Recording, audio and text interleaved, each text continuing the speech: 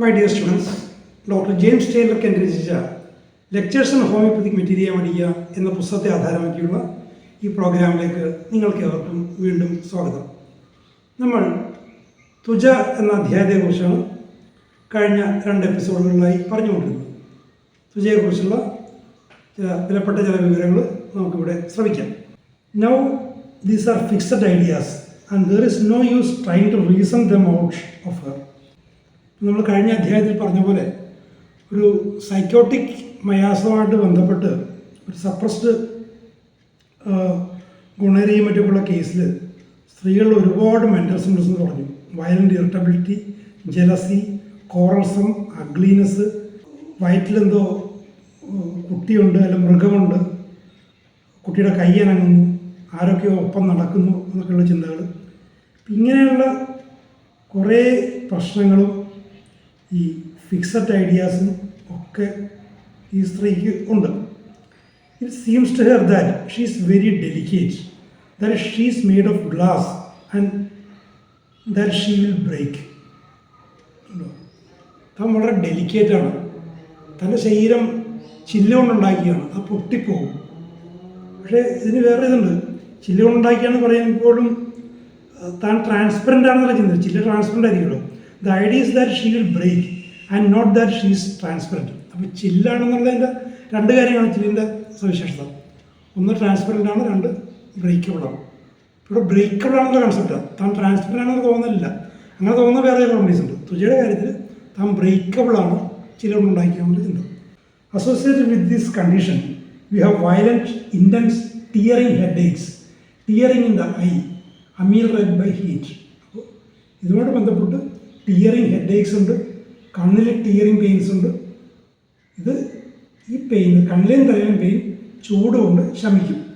The eyeball pains are better from heat and the rest are better in a cool open air. ഇവിടെ കണ്ണിൻ്റെ വേദന ചൂട് കൊണ്ട് കുറയും, പക്ഷെ മറ്റു വേദനകളെല്ലാം തണുത്ത തുറന്ന വായുവിലാണ് കുറയുന്നത്.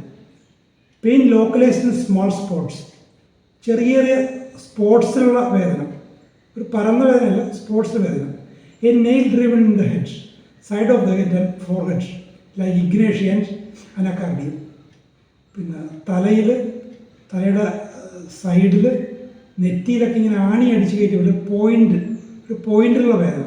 അതിങ്ങനെ സിമിലാരിറ്റി എന്താ പറയുന്നത്, ഇഗ്നേഷ്യയിലും അനാക്കാർഡിയത്തിലും കാണുന്ന പോലെ ലോക്കലൈസ്ഡ് ആണി അടിച്ച പോലുള്ള വേദന.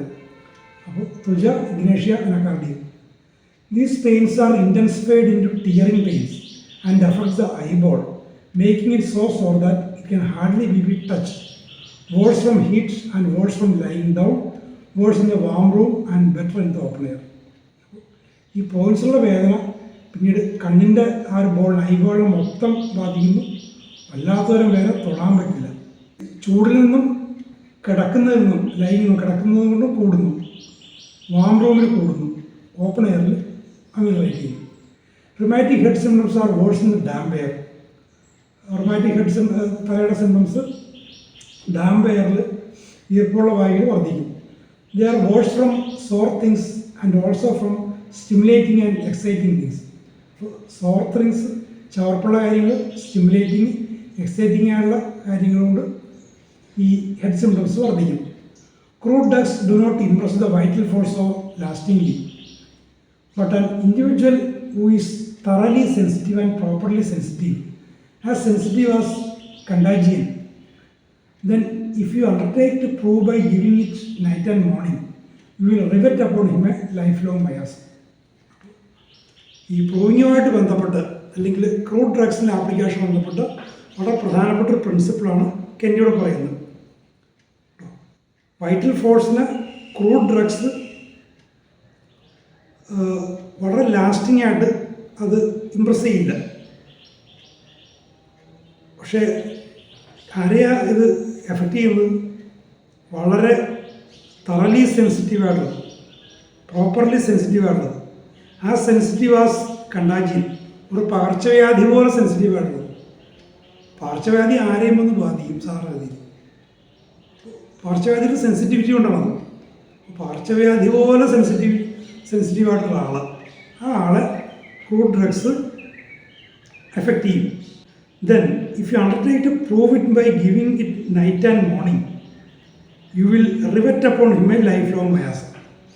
അപ്പോൾ അങ്ങനെ ഒരാൾക്ക് രാത്രിയും പകലും ഈ ഒരു ക്രൂഡ് ഡ്രഗ് മാറി മാറി കൊടുക്കുകയാണെങ്കിൽ ഒരു ക്രോണിക് മയാസം അയാളുടെ കോൺസ്റ്റിറ്റ്യൂഷന് മേൽ നിങ്ങൾ അടിച്ചേൽപ്പിക്കും, റിവെറ്റ് ചെയ്യും, അടിച്ച് ചേർപ്പിക്കുന്ന ഒരു പ്രക്രിയയായിരിക്കും. അതാണ് പറയുന്നത് we see in the proving of a drug that we see in disease.